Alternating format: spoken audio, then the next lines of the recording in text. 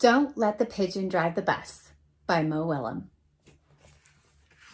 Hi, I'm the bus driver.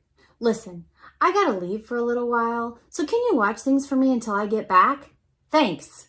Oh, and remember, don't let the pigeon drive the bus. We could also use an alternative pencil, and we could say, what should we name our pigeon? And we could say, does it start with an A, a B, a C?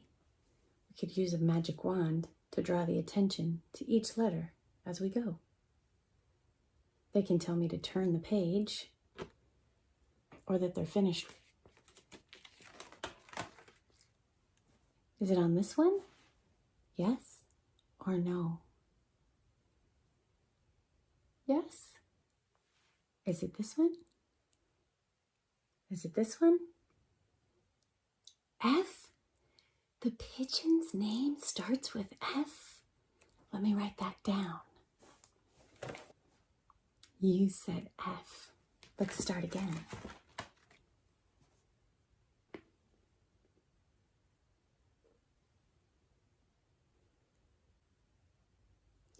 Frank? Once upon a time, there was a pigeon named Frank, and he liked to drive.